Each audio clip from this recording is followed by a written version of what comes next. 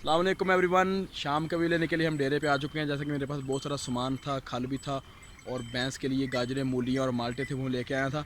और मैंने जो छिलके हैं वो तो भैंस को डाल दिए हैं और गाजर और मूलियाँ वहाँ पड़ी हैं। और आज बाबा जी के साथ बहुत बड़ा दजका हो गया है। वो क्या हुआ है सुनते हैं बाबा जी की ज़ुबान। बाबा जी के साथ आज हो गया है दजका। उनका जनाब चलान हुआ है 2000 का। तो वो परेशान भी हैं। पहले तो उनकी बाइक जो है बंद कर दी, पुलिस वालों ने कहा कि बाइक नहीं लेके जा सकते।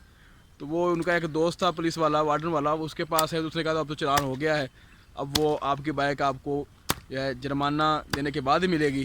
तो बाबा जी ने किसी से पकड़ के वहाँ पर जो है उनका बिल जो है जुर्माना अदा किया है। और अब बाबा जी अपनी बाइक लेके डेरे पे आए और बाबा जी हंस भी रहे हैं कि ये मेरे साथ क्या हो गया। कहते हैं कि 15 साल हो गए मुझे बाइक चलाते हुए, ये पहली दफ़ा हुआ है कि मेरे ऊपर चलान हुआ है और फिर मुझे उसका जुर्माना अदा करना पड़ा। अब थोड़ी सी बात बाबा जी से करते हैं। हाँ जी बाबा जी बताइए क्या हुआ आपके साथ। यार बंदा अगे माड़ा सी जुर्माना हो गया। रोटी खान तो मैं तो तंग हाँ। जी हाँ। सीधी गल है। रोटी यकीन करी कभी लंगर खाना कभी किजू जाके खाना। जी हाँ। उन्होंने बड़े तरले ले 150 रुपया मैं खाया। उन्हें मैं तलाशी ला मैं दवाई लगन चलिया, मेरे को 150 रुपया उस नहीं मनिया। उस आखा जुर्माना करो मोड़ भाई जी, किसी ने तरला लिया जाम नहीं चुकी तो मेरा मोटरसाइकिल मिले। बाबा जी कह रहे हैं कि मेरे पास पैसे बिल्कुल नहीं थे, सिर्फ 150 रुपये मेरे जेब में थे और उनकी मैं मेडिसिन लेने जा रहा था।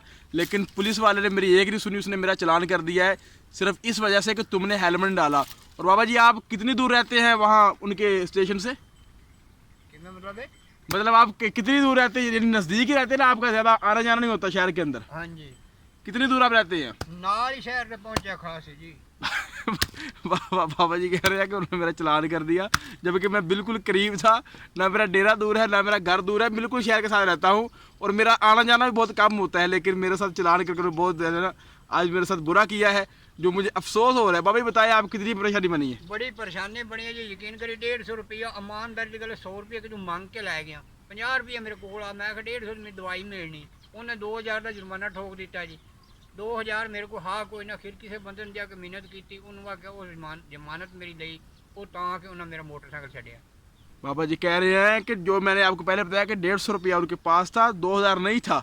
लेकिन उन्होंने जो नहीं सुनी, उन्होंने कहा कोई मजबूरी नहीं है, कोई कॉम्प्रोमाइज़ नहीं है, आपको यहाँ जो है पहले जुर्माना अदा करना पड़ेगा, फिर आपको बाइक मिलेगी, ऐसे आपको बाइक नहीं मिलने वाली।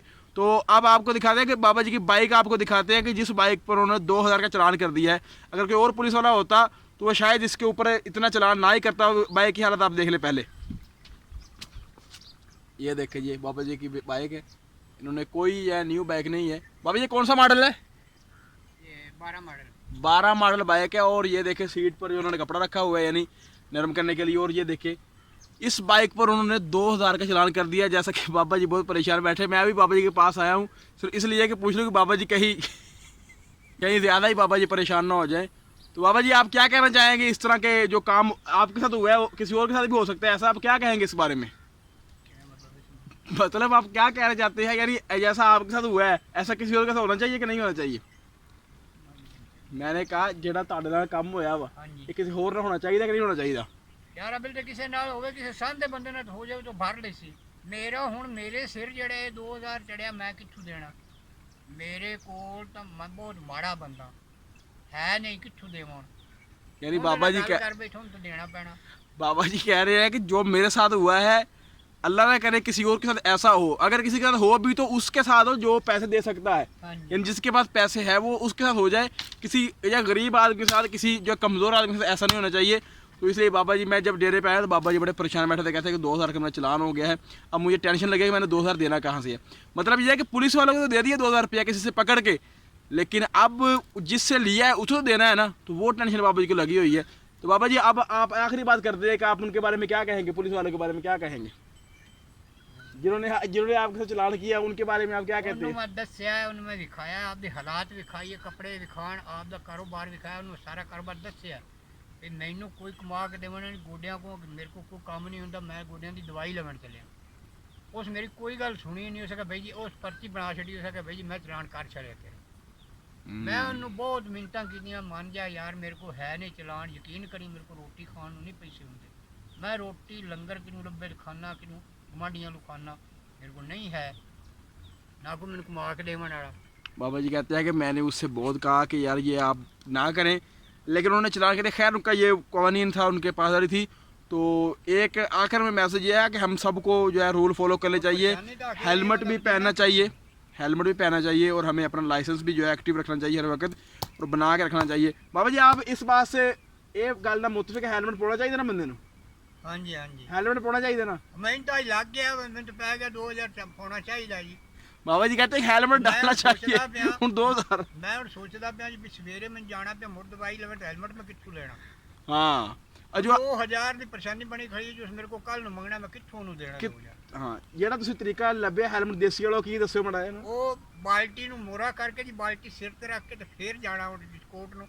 ਹੈਲਮਟ ਦੇ ਹੈ ਪੈਸੇ ਨਹੀਂ, 100 ਦੀ ਦਵਾਈ ਮਿਲਦੀ ਹੈ, 2000 ਦਾ ਹੈਲमेट कितों मैं लवां? यानी बाबा जी कह रहे हैं कि अब हेलमेट के पैसे मेरे पास नहीं है, लेकिन हेलमेट मैंने अपना देसी तरीके का बनाना है। क्या है, बाल्टी के अंदर सुराख करना है, उसे सर पे रख लेना है। अब जिस बाल्टी के बारे में बाबा जी कह रहे हैं वो आपको दिखाते हैं बाल्टी।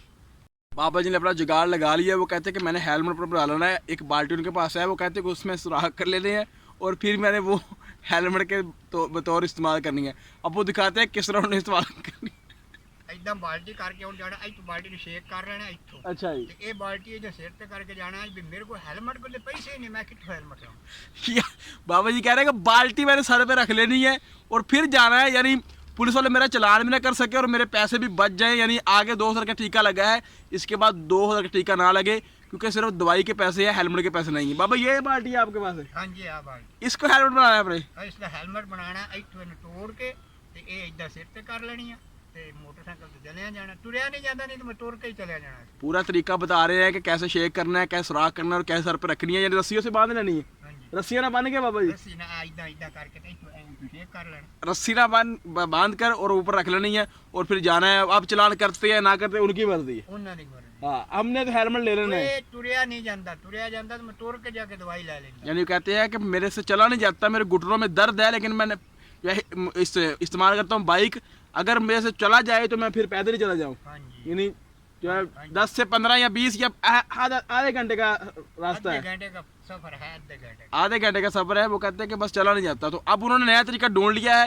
अब वार्डन पुलिस वाले भी ज़रा चौकन्ने रहे कि ये बाल्टी वाला हेलमेट जो है ये आने वाला है मार्केट में, तो अब इससे बच के रहें। आज का व्लॉग हम यहाँ पर एंड करते हैं, मिलेंगे अगले व्लॉग में। अल्लाह हाफिज़, अस्सलाम वालेकुम।